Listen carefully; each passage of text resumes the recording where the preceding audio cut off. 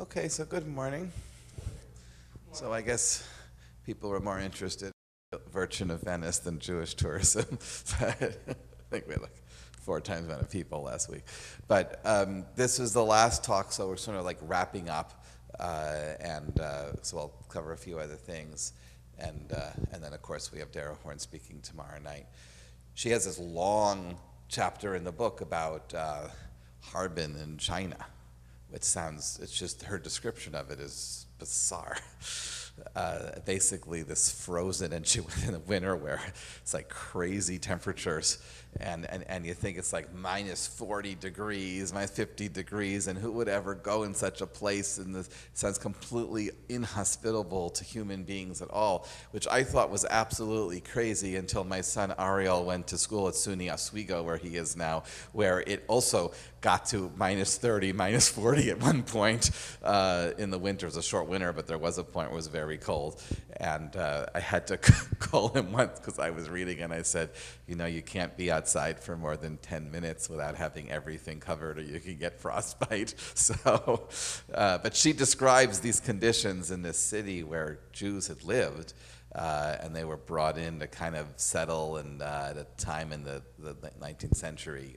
And then the Chinese government has turned it into a museum of about Jews. And she writes about it, and it's basically a travel log essay. That's on, I think it's the second chapter, it's right at the beginning of the book. It's called Frozen Jews, is the title of the chapter. And it's much of it just reads as a travel essay. It's like a totally bizarre place where she went to go visit. But the point underneath, which is the more general point that we can discuss, you know, various other examples, are that the idea of taking a place where there were Jews, but there are no Jews now. You know, there's one guy that sort of had Jewish ancestry that, you know, talks or explains what things were like, but it's a place where Jews were without Jews. So the Jews are missing. And her point is, she says there's something very, very eerie and very disconcerting about it. And she's through the travel essay, I mean, she's trying to get at what that is. So the essay does two things. On the one hand, it's just a travel essay, just a description about an interesting place, but also trying to understand she thinks it's wrong. Like she has a very negative reaction to it, and she struggles to articulate, I think, what it is that's wrong. Is it wrong for the Chinese government, in her case, to take a place, you know, and memorialize Jews where there are no Jews there? And it's an important sort of a test case because, of course, this isn't something that applies only in China. It's the case all over Europe, right? All over Europe. But rather than, you know, by focusing on China, where very few of her readers have any connections with in their personal family background, then it's a way for her to address just the theoretical problem without the emotional baggage that we might about, you know, oh, I want to go visit the town where my family is from, where there are no Jews there now. I'm just going to close the door just because the kids are letting out from high school.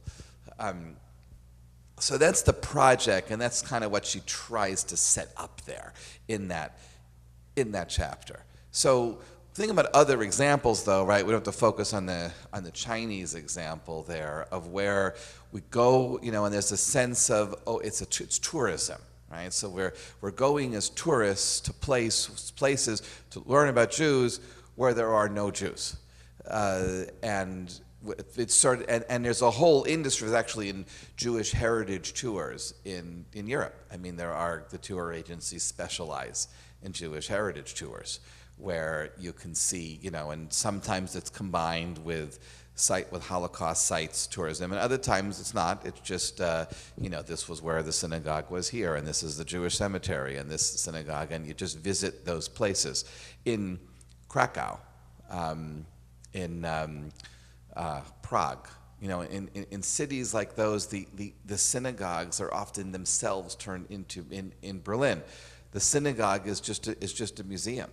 Right? It's turned into a museum, and you go and you see, oh, this is where the synagogue was, and there's and it commemorates the site of a synagogue, but it's also disturbing that there's no life and there's no focus on the life there, and that's forgotten in a sense. Like the true way to memorialize is to focus on Jewish living, which is the point that she tries to make in all of her writings, and that's often forgotten.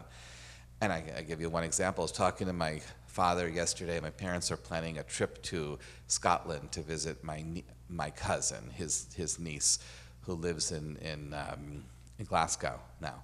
And they were going to spend like the Shabbat there, and they're in the city. And then there was and my dad looked up, and there was an old synagogue there, that they could see. And she says, "Oh, that's just a museum. It's not.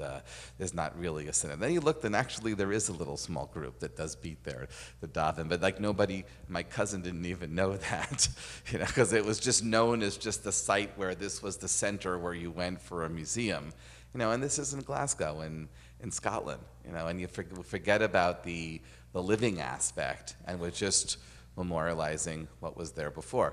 I'll give you another example from, I think it was 2 weeks ago, in New York. I went with the high school. We had a trip to the Museum of Jewish Heritage in Manhattan.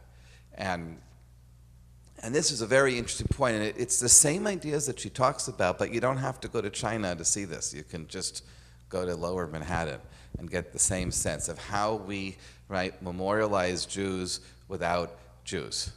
And in a sense, I don't know, how many of you read the article she just published about criticizing Holocaust education? Right? It's in the Atlantic, and I think it was published last week, right? And she said, does Holocaust education really work to fight anti-Semitism? And it's a very important critique that she makes, right, where she's looking at New Jersey was one of the original states, but there's been a growing number of states over the past half decade that have mandated Holocaust education as a part of their curriculum, and motivated by the increase in anti-Semitic incidents. And then she looked at two aspects of sort of mass Holocaust education. One is trips to Holocaust museums, which there are so many, and then secondly, what the type of units that are taught in your average junior high school and high school, your average 8th grade classroom, really, when it's put into the curriculum. And she looks at them and she questions whether the Holocaust education that's taught and the way we taught really helps at all, or does it even hurt? Does it do more damage in fighting the concerns of anti-Semitism? So we'll keep this in mind, and I'll come back to some of those conclusions, because it goes along with the book, with People Love Dead Jews, because there's a basic critique that runs through the book, although she spells it out more clearly in this article than she does in the book. But the argument is that when we're just focusing on what is this fetishism about dead Jews, right? What are we focusing on if we're not talking about what Jews are? So how is this connected to the synagogue that just thought was a museum in Glasgow, or Harbin, China, or the Holocaust Museum in New York, right? So we had a group a couple weeks ago. We took 17 students from our high school here, and on Sunday, and went to visit Museum of Jewish Heritage. Now, when that museum was established, it's called the Museum of Jewish Heritage, and then it has a subtitle, A Living Memorial to the Holocaust. And that was a very, very, very carefully chosen name for what is a major destination in Lower Manhattan. So, because the idea was, and it was established years ago, I don't remember the date, but the plaque said Governor Mario Cuomo and Mayor Ed Koch. So that's when it was, 1990s, yeah. And it's in Battery Park City, like right in the tip of the city. And the idea was it shouldn't, like New York City needs to have a Holocaust museum because there's Holocaust museums sprouting everywhere, and how could New York City, the largest Jewish city in the world, not have a Holocaust museum? So, we have a Jewish museum, but that's art, we need to have a Holocaust museum. So I built a Holocaust museum, okay? And then they said, well, it should really focus on living Jews also, right? That Judaism is not just a memorialization, it's not just about dead Jews. So the way that the museum is constructed is that there's 3 levels And the first level is supposed to be Jewish life before the Holocaust, and the second level is the Holocaust, and then the third level is Jewish life after the Holocaust. So it's still very Holocaust-centered, but it ends with focus on life in Israel and also American Jewry, and then it ends when you're learning about Judaism in America, and then you finish the museum with this huge glass wall looking out into the harbor at the Statue of Liberty. So you say, oh, this is the promise in America. So it's a really nice way it wraps up. I hadn't been there since it opened, since it was there in the 90s, until I went 2 weeks ago with our group. So we went with an organized tour, and we had a docent from the museum with us. As I said, we went with 17 students here from our BCHSJS, from our Jewish Hebrew high school that meets here. Not all Temple Israel kids, but Jewish kids from around the area. And the first level of Jewish life before, we were just meeting with our students now. We were debriefing about the tour, which was from 2 weeks ago, because it was 2 weeks ago, right before Passover. And the part about Jewish life before the Holocaust matched exactly what Dara Horn critiques in the Atlantic article when she criticizes Holocaust museums, in that there were pictures of Jews in bathing suits at a beach and Jews in sports uniforms, like in a youth sports. And they noticed there was no pictures of Jews celebrating a Seder, or doing anything specifically Jewish. And the reasoning behind it, the strategy, is they want to show that Jews are normal people. They're because the audience for this type of museum are non-Jews, right? And their idea of what we want to, it's just a general education for your community. You're learning Holocaust education, and you bring school groups in to teach them history of the Holocaust. To say, oh, these are Jews. Yeah, they're just like you. They go swimming and they play ball.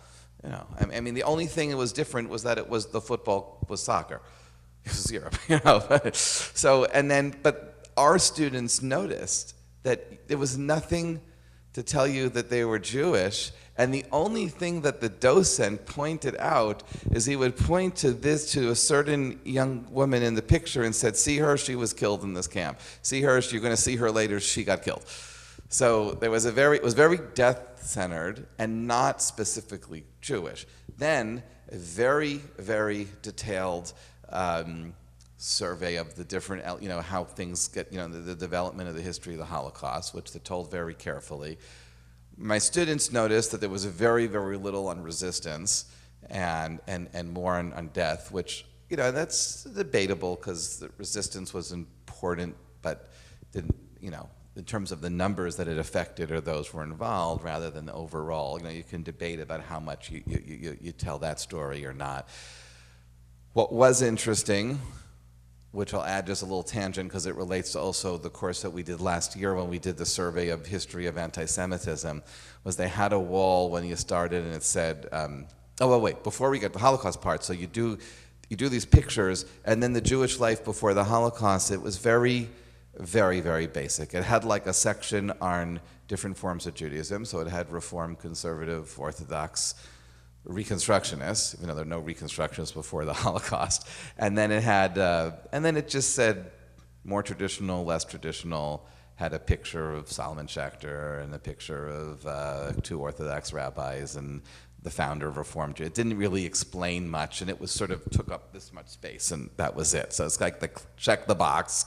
And then the exhibits around the side were just sort of artifacts, like someone's Kiddush cup and a Torah scroll.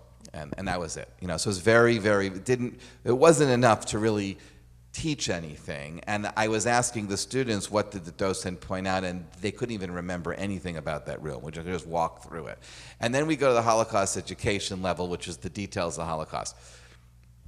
So there was a wall that said 2,000 years of anti-Semitism, before it then goes to the details of the Nazi legislation.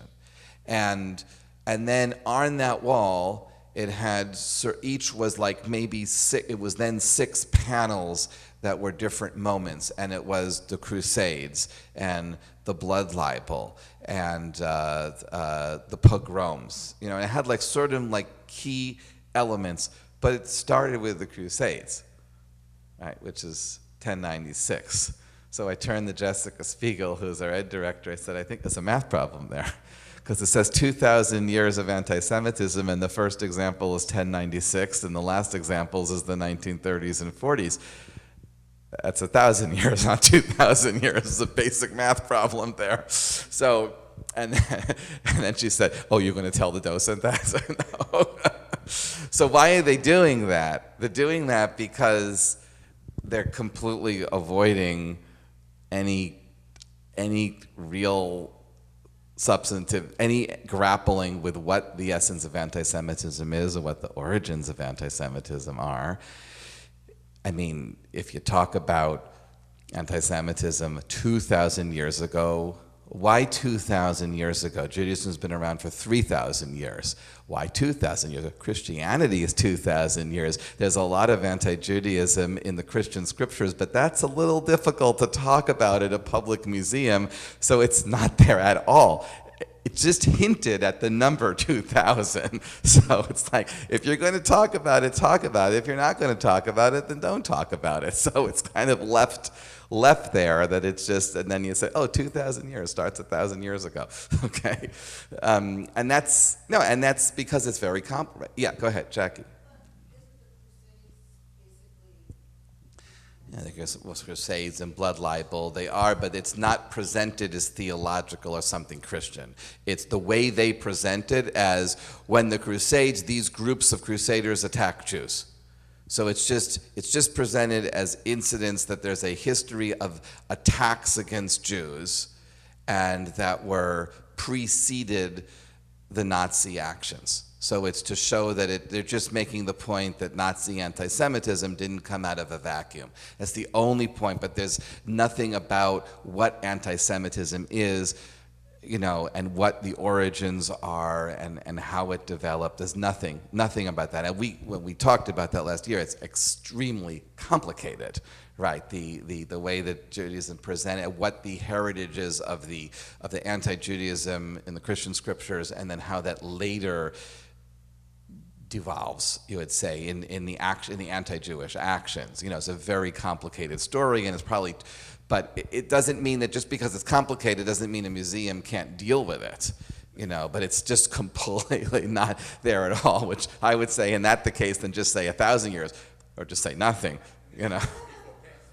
And this is why we pass over, right? So there was that, which I noticed that. Okay, that was my tangent, just because I could have, like last year's class could have been half the class, then we could have skipped the pre-crusade stuff. Then we go on and we're learning through, and it takes you through every moment of, starting with the Nuremberg laws, and then the and then Kristallnacht. You go through the basic chapters, and then the beginning of the war, and then the deportations, and the concentration camps, and the death camps. You go from one to one, and every section it does. And he was good. He would give a little talk. He would explain it. It was a clearly very rehearsed talk for middle school and high school students, and go through certain basic vocabulary. What this means, what that means, and then I said, and then he would finish every section with, "This is really bad, right? It gets worse."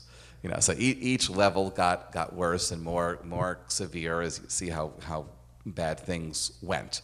So it was and it was, and they had good visuals and pictures and artifacts that are showing you, what's happening. So it was just because I've been teaching history of Holocaust with our high schoolers here, so it's good to see, to see visuals, pictures is good.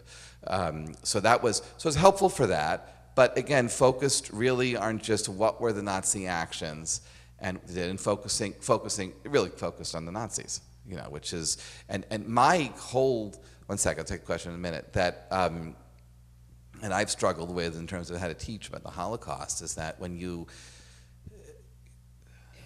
it's not really a part of Jewish history, it's part of European history, I've always said. It's part of, because the actors are the Germans, and their accomplices, right? Those are the actors. The Jews are the victims.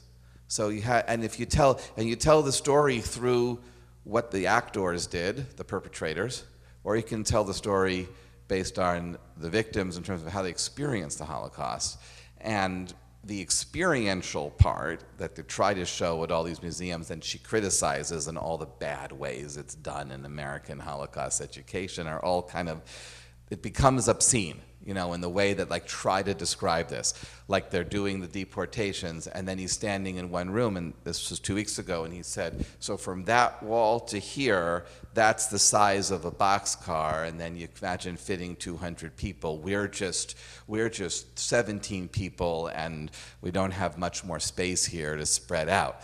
So it was like this sense of like physically just thinking what it means to be crowded in a space. And she mentions that in her article, says that sometimes teachers would take masking tape and get the dimensions and have 200 kids try to get into that space as sort of like a game, where you see where you are, which is problematic. And she mentions in the article also, it was from some years ago, remember the movie Paper Clips, documentary?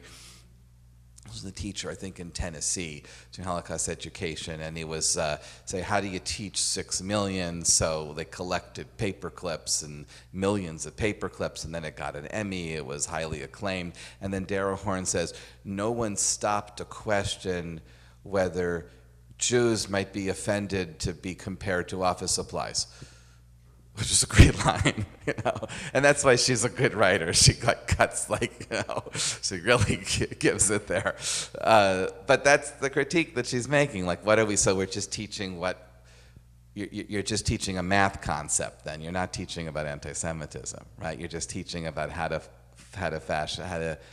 understand what 1 million or what 6 million is. There was a book, I think we have it upstairs in a library because somebody sent it here once, where it was a list of just numbers, right, just to see what 6 million looks like. And it's just, printed out with this, and that's all it is, just to get a sense of the numbers of how many people. And sometimes you need that, right? I thought if you've been to Yad Vashem, the memorial to the children, it went to the shoes, but the memorial of the children at Yad Vashem is a few candles, but it's a room that you're surrounded with mirrors, and it gives you the illusion of being surrounded by 1 million flames. And the flame is the traditional for a memorial flame, so it's a sense of memorializing 1 million flames, which I think was 1 million children were among the 6 million victims. So it's a very, very powerful memorial. But again, we're getting at the number, or what are we trying to teach the children here when we get through that? So, was it a question what I said? Because I've been to that Heritage Museum twice, Mm-hmm. and I feel like it's a little more than what you're saying, I have to say. The ground floor, at the very end, do you remember the huge wall where they said in the 1890s Jews had, basically we're either going to Palestine, going to America, or kind of stuck in Europe. Mm-hmm. I thought they did a wonderful job. And I remember that also, yes.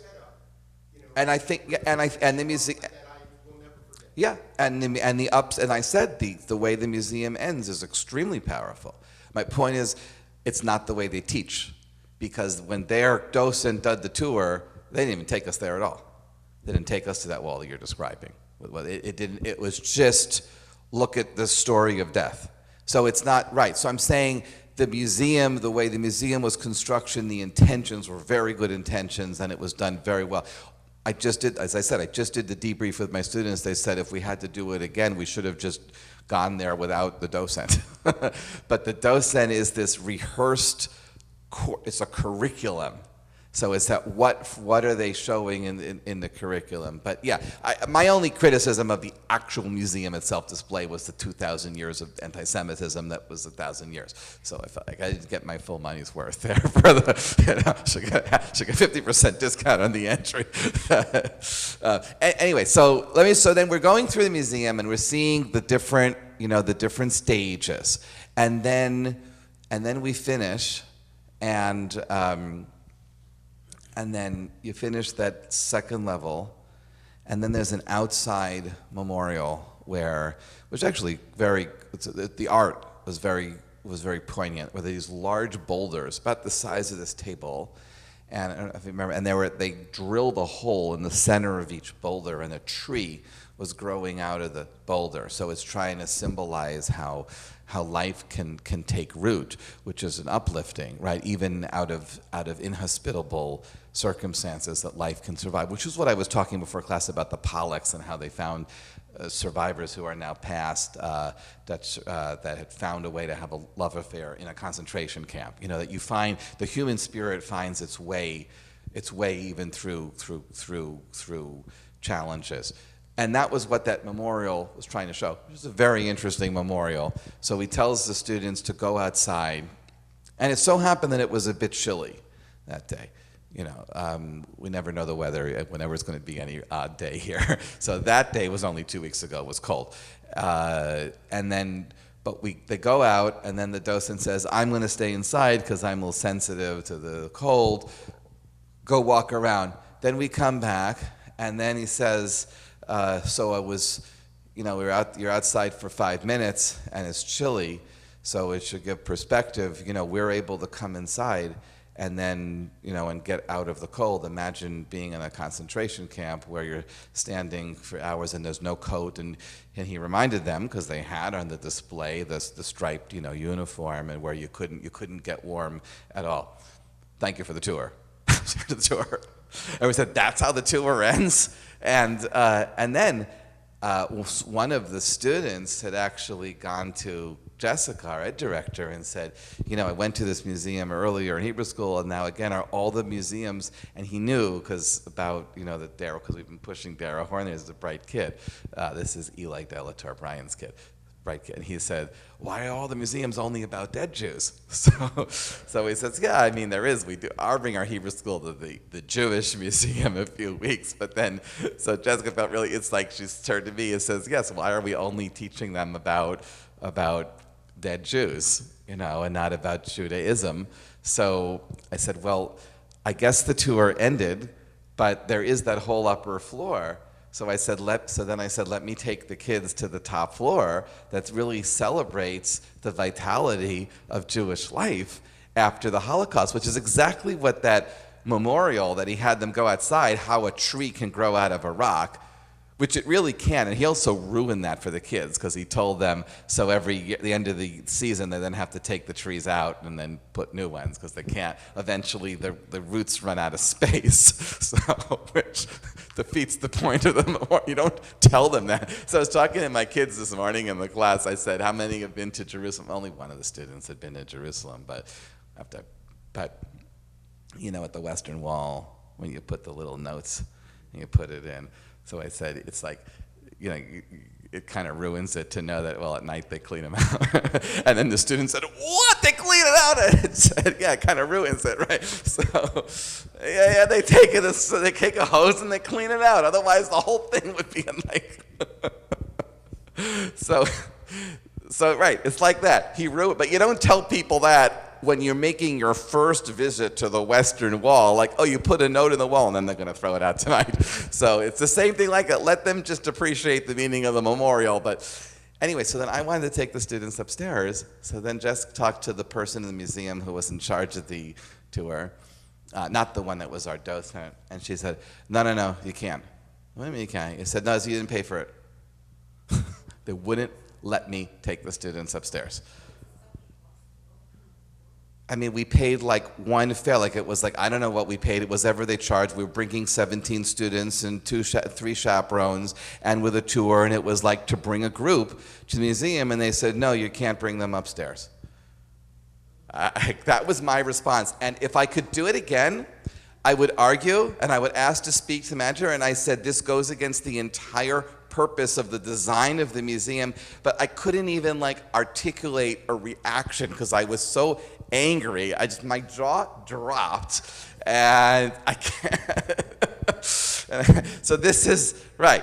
So, and this is exactly the issue, right? The problem with tourism about dead Jews, then, that Dara Horn's talking about, right? That it's like, it doesn't, yes, it's there, but that's not important, you know, and it's mind-boggling. But it's a real issue, and my point is you don't have to go to Harbin, China to experience it. You can go to Lower Manhattan, and it's the same thing. Yes, Jackie, and then David. People love dead Jews, but they don't like bodies. Right. So it's irrelevant because the focus is Holocaust. Right. What happened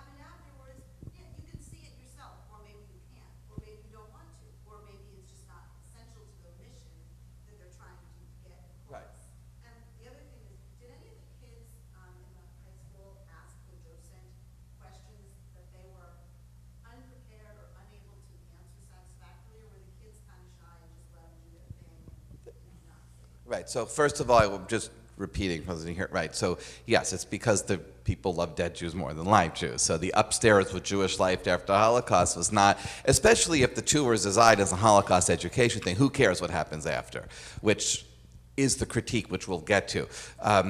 Did they ask any? You know, there were some questions. The docent was pretty good. They were, you know, sometimes it's interesting because in the article that Dara Horn just published.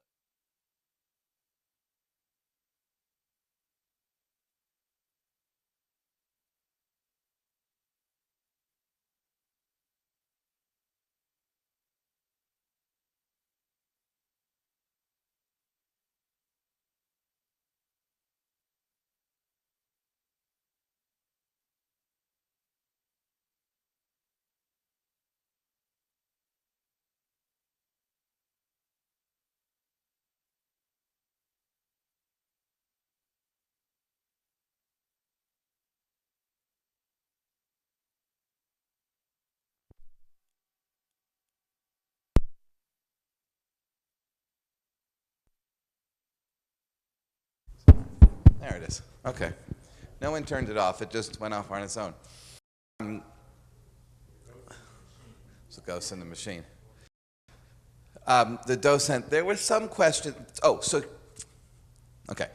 She writes in the article that this new thing that's been developed, which is the VR Holocaust survivors, where it was an effort where they did interviews, and Jessica can tell you about it because her grandmother, before she died, did this. She was a survivor, and then they're recorded because there's really no survivors left to meet, like, you know, talk to people. And then there's a hologram, and then you can ask, the students can ask the hologram questions, and then they respond using the AI technology, you know, where a computer figures the right answer to give based on your question. And she doesn't quite criticize it, but she says it's just weird. And she says how one of the questions, the answer doesn't quite answer the question. That happened with the docent. That you ask a question and he didn't have the answer. He gave an answer that was similar but not really in response to the question.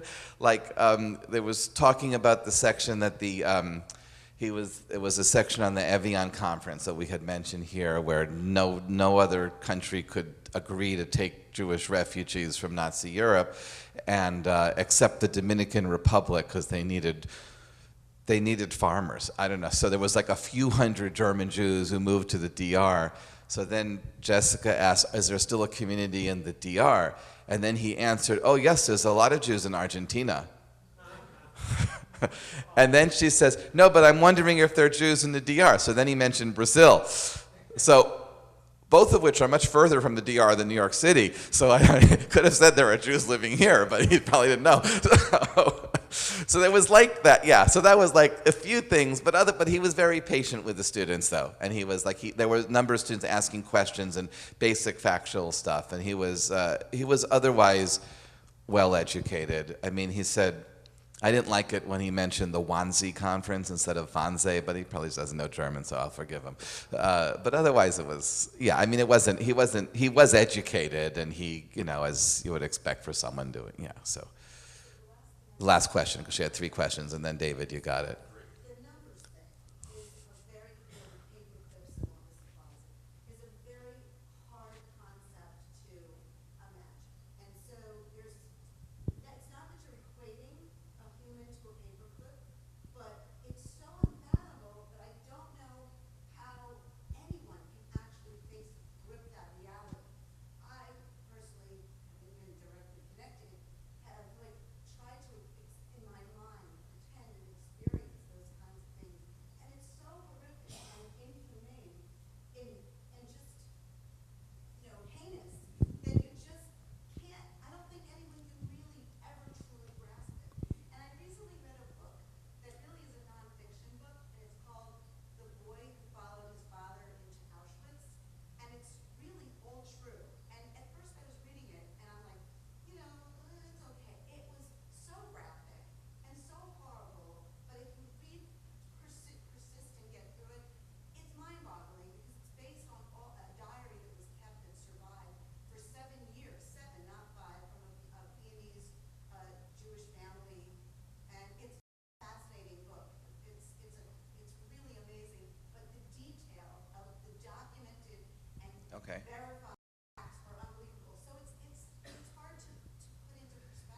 It's always hard to put right, and that's why. So the point was that the paperclip BV, right? It does have an effect in helping to fathom numbers. And I think somebody mentioned the shoes at Auschwitz, where it has. I mean, I was there, right. So we talk about tourism where there are no Jews, right? Where you have just this huge collection of thousands of shoes, and then they have also eyeglasses, and both give you a sense of the numbers, and it kind of helps understand the extent of the crime that was committed, which makes Dara Horn's critique very biting. So I'll bring together what it is that she's trying to say there, so let's hold that in mind. But yeah, no, of course it does serve a purpose. Her question is whether, well, we'll get to what she's trying to say. David. Your comment reminded me, at the museum, they have a number of events that have speakers there. And they invited some Jewish speaker there, but the museum canceled that because it was the wrong politics. They canceled the Jewish speaker because of the politics. Yeah. Okay. Yeah. Within the last year or so. Okay. I haven't, as I said, I hadn't been to that museum since many years ago, and it's amazing that I remembered how much I appreciated the top floor, which made me that much more angry that we weren't allowed to go there. I mean, I guess I could have paid everyone's admission again to go upstairs, but. Two quick things. One, I went to a bar mitzvah there, a bas mitzvah. You went to a bar bat mitzvah there. Okay. It's a nice space. They have a beautiful, yes. My wife and I took my uncle to the Eldridge Museum, which is a subway ride away, which was a multi-million-dollar restoration. Right. And, you talk about the tension between living Jews and dead Jews. Right. There is something where you're looking at history, it's very well done in terms of giving you a Right. panorama of Jewish life in New York at the time, and trying to make it continue. So, Right, and the tour is right. So when you do the Jewish Heritage Tour at Lower East Side, right? So it's a little different now than it used to be, because when I was a kid, we go to the Lower East Side. You go to you go to a kosher place for lunch, and then you go to a Jewish bookstore, and then you see none of those are there anymore. There are not a lot of Jews that live there anymore. The synagogues are there. Some of them, but a lot of them are maintained. If they have a small minyan, but it's basically maintained as museums. So there's this sense of the memory, right, of what was there, and there's now that distance, right, dissociated from the actual life, and how we experience Jews today. So we feel both, and that's what we experience also when you go to visit famous synagogues or places throughout Europe where the Jews are not there. So in Berlin. The main synagogue in Berlin, it's called New Synagogue, it's not there anymore. It's just the facade is there, and it turned into a museum. And it's a museum of what Jewish life was like in Berlin when that was the Lower East Side of Berlin. It was like, and it shows you like a map with every other doorway was a bookstore and a Jewish butcher and a bakery and the deli and the school and the yeshiva and this synagogue and that synagogue and the seminary. And now, today, though, there's been a slow rebirth, and in a side building of that, on upstairs, is where the egalitarian conservative synagogue in Berlin meets. But it doesn't meet in the part of the synagogue that was the synagogue, because that they turned into a museum. So you have that tension there, right? There are actually Jews that are living, but when tourists come, they're not interested in that. They're coming to see, what was there before that's gone. And what is this attraction about seeing something that's gone? And there's this sort of, and there's a dark side of that which she's trying to tap into. So, okay. So when you go, we could come up with so many other examples, and that's just one in Berlin that I'm familiar with, and other places where you're going, and you're looking at cemeteries, and we're looking at synagogues that are turned into museums. There's a dark side of that, because we know that one of the things that one of the Nazi plans was to preserve like the main synagogue of each city and have that as a museum where the Jewish artifacts would be gathered, and it would be a museum. And why was it important for the Nazis in their visions of a post-war Nazi Europe? Why would they want Jewish museums? Because they want to memorialize the culture that is gone, right? So to point out that it's dead, right? These were the people that were here, and we got rid of them, and that's why life is better now. So that's why they wanted Jewish museums. And it's, so they actually, and it's also because it's just sense like, let's preserve, but by preserving something and putting it behind a glass case, it keeps it dead, right? It's like you collect bugs or butterflies and you put them, behind these glass cases. So not that Jewish museums perform a very important, vibrant about Jewish culture, and so does Holocaust. But it's just, there is that dark, so they're not black and white, but there's a dark side to something that at what point is a museum celebrate something that is what point of a museum memorialize something that is no longer so that we can learn about it, but at what point are we more comfortable with a museum putting something, behind glass, because then I'm not really engaging it, which brings me to the point of what it is that her main critique, and it's not just on Holocaust education and Jewish tourism, it's basically her whole point, and it's why she starts the book with Dead People Love It. Why does she start it with this long travel diary about Harbin, China? So, and her point is that if you learn about Jews who died and were killed in some other country, in some other place, it gets you off the hook. And that's why she writes in the Atlantic article that how does Holocaust education help us fight anti-Semitism? She says, because, it's something happened over there. And that's her point about the numbers. She says, the Holocaust is unfathomable. The numbers are unfathomable. The extent of the crime is unfathomable. So when we teach that to students, then what do they learn from it? So when we say, because you have incidents right here in Ridgewood, where you have swastikas drawn. Someone draws a swastika on the sidewalk. Someone draws a swastika in the high school locker room. Someone draws a swastika on a desk in an elementary school, in a 5th grade classroom.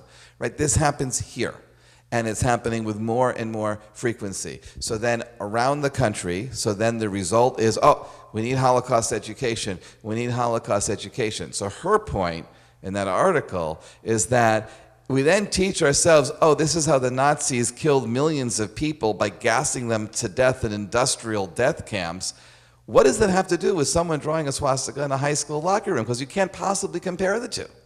Right? And when you say that when the students, and I was asking my students today, just last hour, about why are people in your schools drawing these swastikas, and they say because they think it's a joke. Because when they learn about Holocaust in school, they just think it's a joke. So not that they don't believe it's not real history, but it's like, so then they draw a swastika.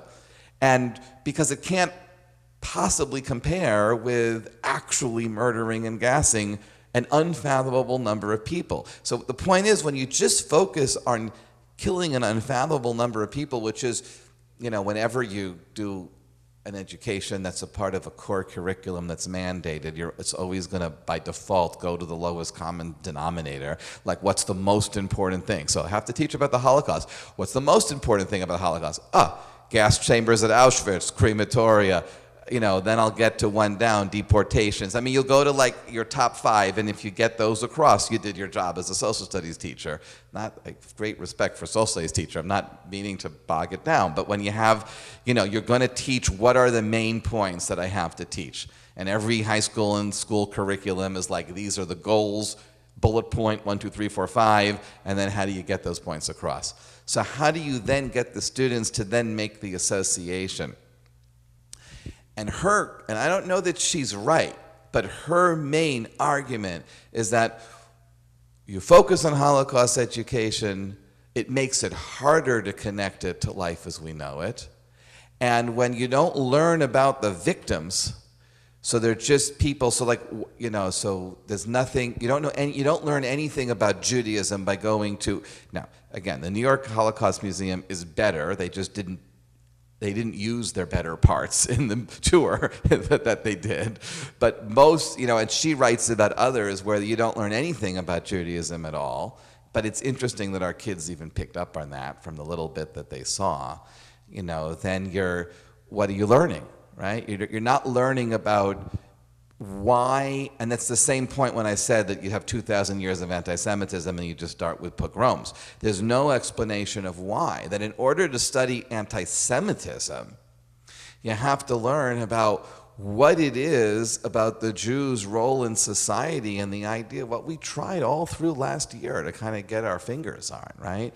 Is that what is it about when you have a minority that's living in a larger population and the minority is resented, and then how do you, and understanding what it says about the majority, because it's a reflection, right? It's a reflection of the anxieties of the majority, but you have to talk about what it is, that minority, and how the minority is othered. And you can't understand that if you never learn about who the victims are and what made them victims. So, and that's why you don't look at the way it begins.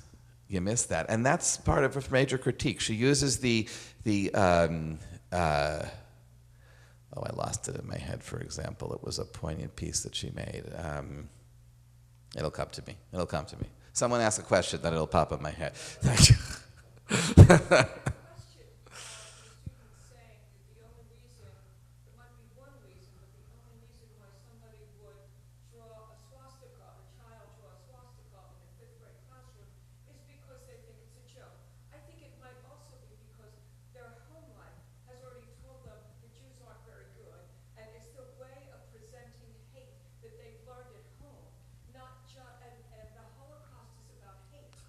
Yeah. Jews. It's not just that they're dead, they hate us.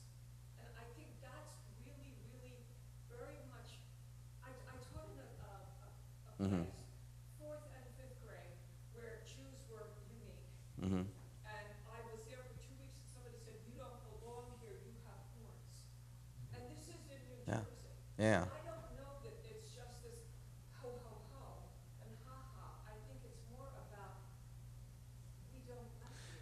Yeah, and it could, right, the ones that do, that could be imbuing this hate from home. It could be that our Jewish students are saying, it could be their own defense mechanisms that they say, oh, they don't really hate me, they're just stupid, but then nevertheless, that's the perception that they had, which is interesting. Someone, yeah, and I did remember the point I was going to say now, so, Jonathan.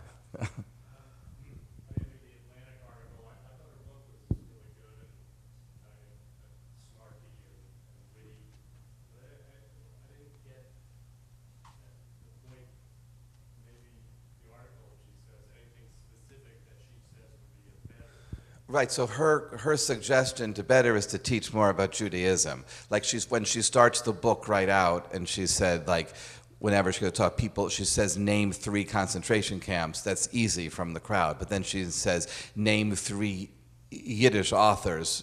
She'll be lucky if you get Shalom Aleichem. I mean, everyone's heard of Fiddler on the Roof, but it's based on Shalom Aleichem. But I mean, even that, she's lucky you're not going to get 3. So her point is that, that there's this obsession with knowing about the mechanics, about the death, but no one knows anything just in common knowledge about the people that were targeted. So, and about their culture. Now, again, she's focusing on the Yiddish. Most German Jews didn't read Yiddish authors anyway also. So it's just her own perspective as a Jew of Eastern European background. But it's the same point with the Holocaust Museum. She's saying, you want to teach a Holocaust, that's fine, but you have to teach about Judaism.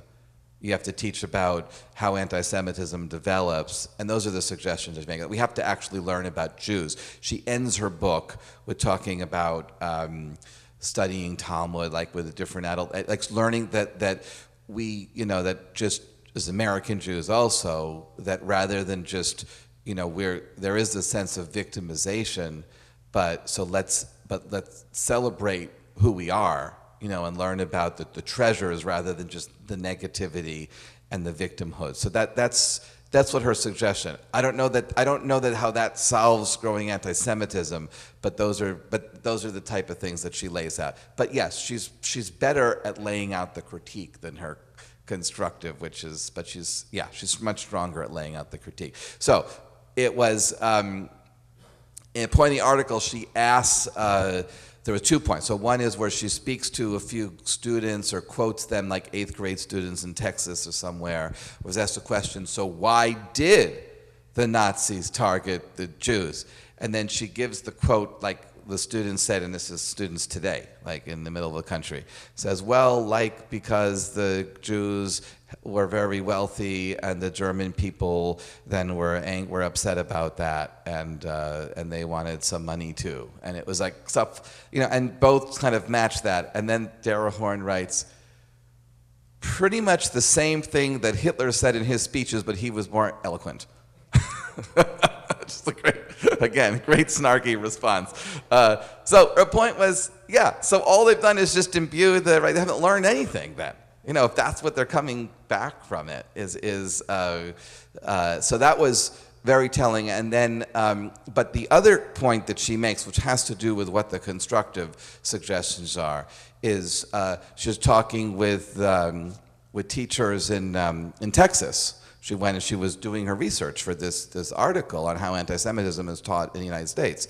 And she said, do you compare it by talking about, can you do any units on how asylum seekers are treated, right? And what people do for asylum seekers across the border? I said, no, that's too close. Can't do that. So you're talking in the South, in Georgia, Tennessee, and saying, or in Tennessee, and say what, in other places, like what you do about with the places that she visited there just for this article, and she'd asked them to teach about segregation and about racism and the comparisons made there. Oh no, that we don't do. So there's like, by teaching the Holocaust, it's much safer because it's distant and because there's nothing.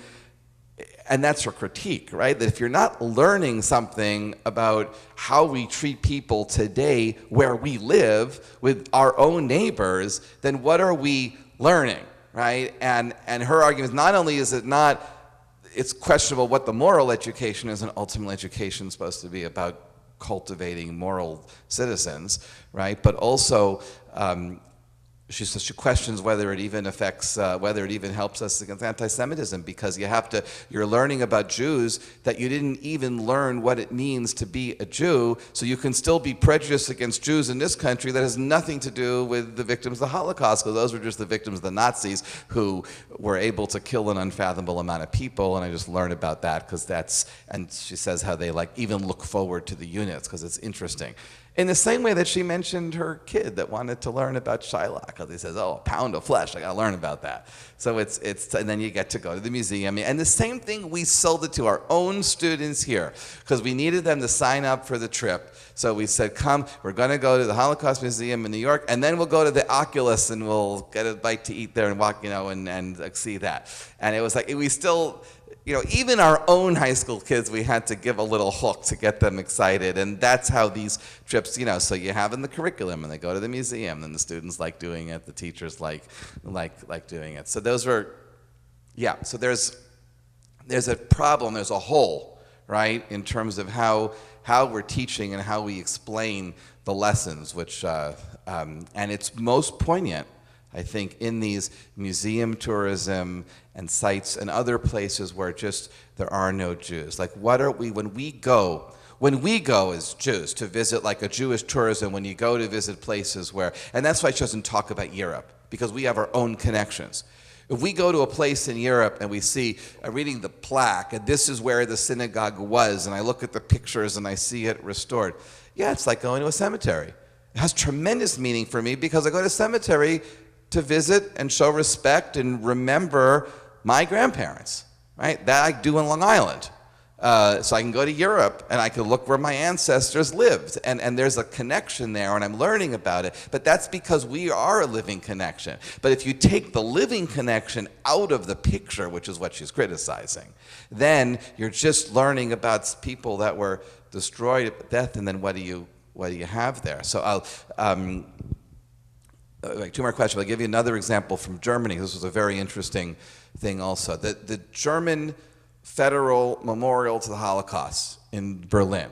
Some of you have been there. It's like those 3,000 stelae that these columns stick up. It was when the government decided to move the capital from Bonn to Berlin in the 90s, they had to build that Helmut Kohl said we need to have there needs to be a memorial for the Holocaust, which is very to their credit, Germans, because I mean it was a major contest for thousands of architects to come up with a design for the German Federal Memorial for the Holocaust, and many scholars example it was like, where do you have that in the world? I mean, go to the Washington Mall.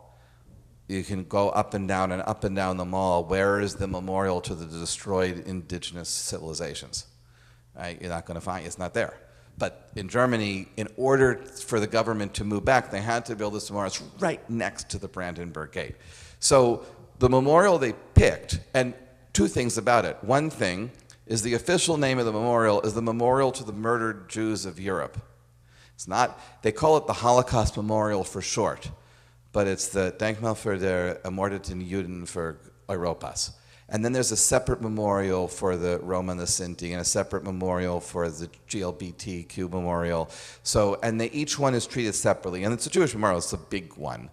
And because they wanted to focus, right? It was important to focus on who the victims were, not to forget that, which was very moving.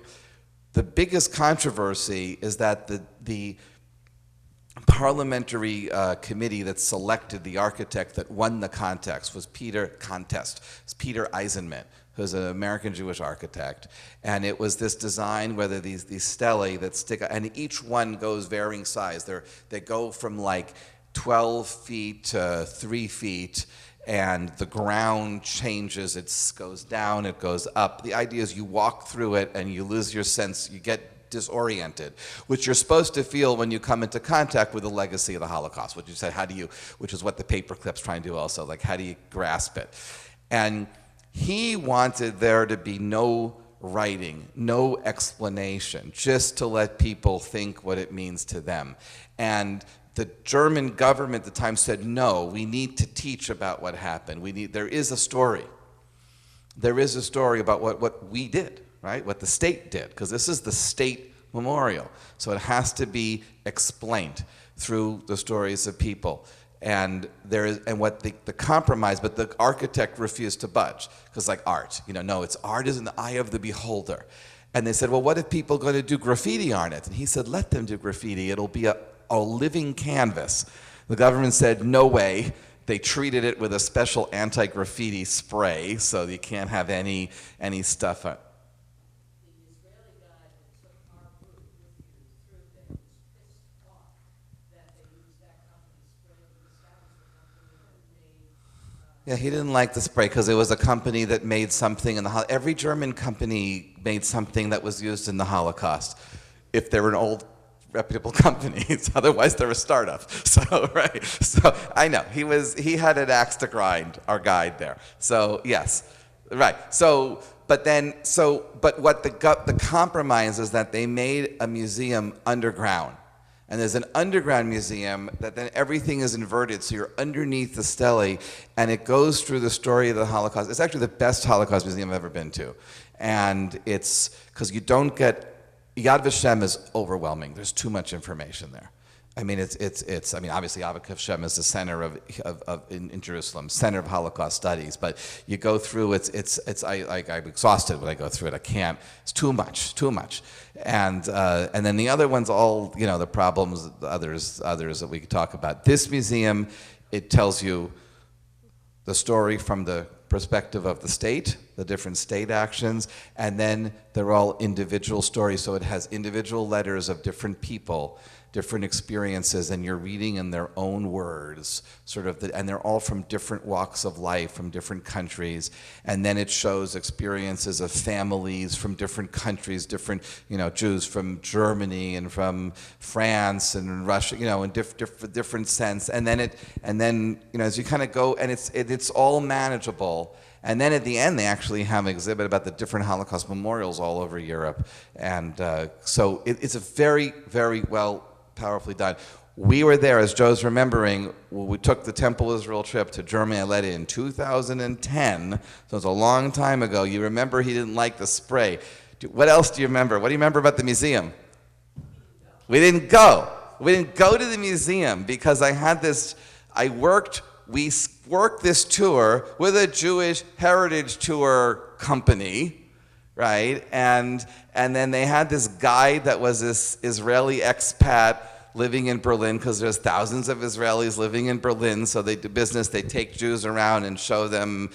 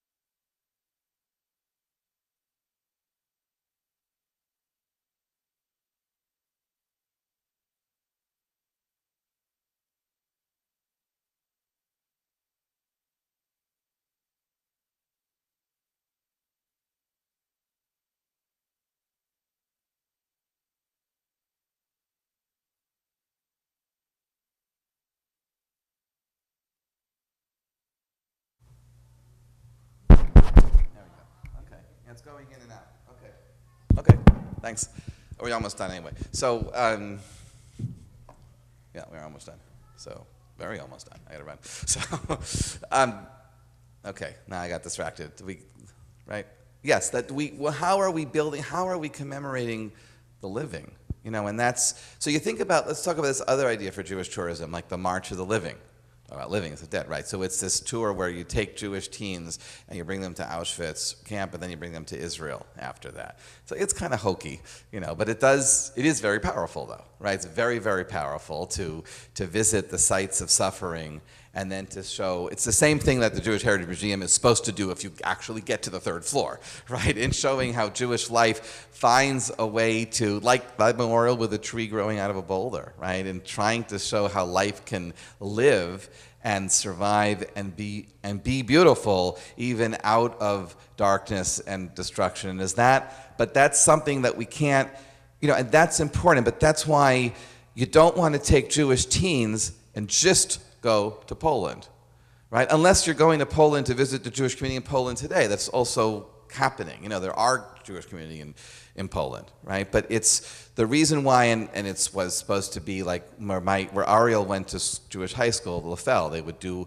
they do an 8-week a senior trip where they'll go to Poland for a week and then go to Israel after that. And thank God he was able to do the Israel part. They canceled the Poland part because it was just the end of COVID, and with the COVID regulations, it was too complicated to do multiple border crossings, you know, in those days when you had to, it was last year, it wasn't that long ago, but it just wasn't possible. So, but that's the reason why, you know, behind that is to find a way to commemorate the living. It's one thing that we do so well in Ridgewood when we do our Holocaust Memorial Service, because we're focusing not just on death, but we're focusing on families who came to Ridgewood and the surrounding area, right? And from the Shoah, from the Holocaust, but then how life continues, you know, and how we're commemorating not only death, because we do memorialize those who were lost, but we're also commemorating how life continues and life's moved on. It's something that we've understood in Ridgewood, and this, I don't take credit for that. This goes back, it's the 37th year that we're doing this service. And the reason why we're doing that service, and the reason why we do it in an interfaith context, also in Ridgewood, and especially, you know, we're going to talk about Barry and Fry tomorrow, is the same idea also, right? That what can we all constructively learn from each other, right? Because the problem with Holocaust education, Dara Horn points out, is it's mostly, right, non-Jews teaching about the Holocaust to non-Jews. So let's commemorate the Holocaust with non-Jews and Jews, right? So we can see who the descendants are of the victims, we, the general population as well. And that's why that's very, very important we do here. And not to, you know, and when, so it's sometimes, you know, maybe we've had this discussion many times, how it's a mixed service, but it does have a very powerful promise. It's not a backward promise, it's a forward-looking progress, which is what we try to do. Okay, so I hope to see you tomorrow evening. Again, it starts sharply at 7:30 at Westside, so try to get there by 7:15. If you're in the choir, be there at 6:15, and then the service will not be. In the past, it was long. We've made a few changes this year to abridge it, to give time for Dr. Horn to speak. So we took out, so there'll be other changes in the service, and you have to let me know what you think. Yeah. It's going to be live stream, and the live stream link is on all the flyers, and we emailed it out to everybody. I think it went out on Friday. Seating should not be an issue. It's a big church. If we ran out of seats, I would be very pleased. Bob. Having said that, be there at 7 to get a good seat. Bob. That is excellent. It's also huge, right? But that's an excellent institution. Absolutely, yeah. Museum of Yeah. American Jewry in Philadelphia is also. Yeah.